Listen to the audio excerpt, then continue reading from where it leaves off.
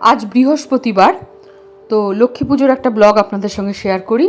গত সপ্তাহে আমার ঠাকুর সাজানো ছিল হলুদ রঙের বিভিন্ন রকম কাপড় দিয়ে, আর হলুদের সঙ্গে পিঙ্ক ছিল।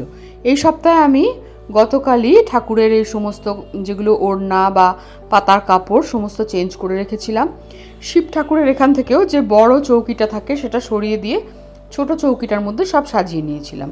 আর আজ সকালে উঠে দেখুন, বাড়িতে তো ফুল দিয়ে যায়, ফুল বেলপাতা সব ধুয়ে নিয়েছি।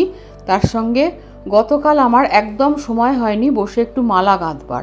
আজ সকালবেলা বসে আমি তারামা, লক্ষ্মী, গণেশ, ঘটের জন্য একটা আর শিব ঠাকুরের জন্য একটা ছোট্ট মালা গাঁথলাম। টগর আর গোলাপ দিয়ে দুটো মালা গাঁথলাম, তার সঙ্গে জবা আর গাঁদা দিয়ে তারামার জন্য একটা মালা গাঁথলাম, ঘটেরও একটা মালা গাঁথলাম গাঁদা ফুলের সঙ্গে সব রকম ফুল মিশিয়ে, আর তার সঙ্গে শিব ঠাকুরের জন্য একটা ছোট্ট আমি টগর ফুল আর নীলকণ্ঠ ফুল দিয়ে মালা গেঁথে নিলাম। তো মালাগুলো সব পরপর প্রথমে ঠাকুরের কাছে সাজিয়ে নিলাম, আর ঘট আমি সকালবেলা উঠেই মেজে নিয়েছিলাম। আজকে এসব মালা গাঁথতে গিয়ে আমার পুজোর সময়টা অনেকটা লেগে গেল। আসলে আমার ঠাকুরগুলো খুব ছোট, এই ঠাকুরের জন্য যদি মালা কিনতে যাই, বড় মালা নিলে বড্ড গুটিয়ে রাখতে হয় বা ডবল করে দিতে হয়, আর একদম সিঙ্গেল লাইনে যেসব মালাগুলো পাওয়া যায় ওগুলো আমার একদম পছন্দ হয় না।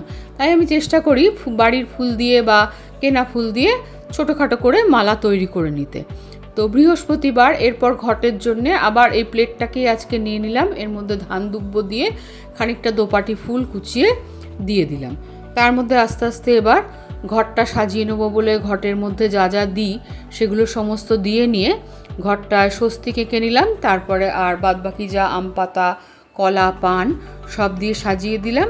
আর আজকে বললাম না ঘটের জন্য একটা মালা গেঁথেছিলাম, এই যে দেখুন ঘটের উপরে মালাটা দিয়ে নিলাম, আর তার উপরে দিলাম বেলপাতা, দুব্বো আর একটা ফুল।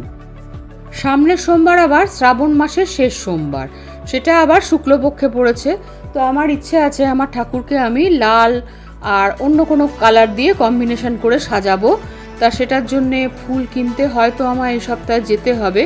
আসলে আমার বোনের এই সপ্তাহে একটু শান্তিনিকেতন ঘুরতে যাওয়ার কথা আছে। ও থাকলে তো আমার চিন্তা থাকে না, মোটামুটি সব রকম আমাকে কিনে গুছিয়ে পাঠিয়ে দেয়।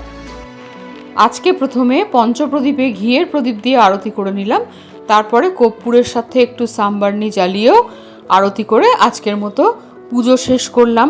অনেক দিন ভালো করে পুজো করতে পারিনি, আপনাদের সঙ্গে শেয়ার করছিলাম যে ছেলে নিয়ে আমার নানা রকম টেনশান চলছিল। তো ব্লগটা ভালো লাগলে একটু লাইক করে দেবেন।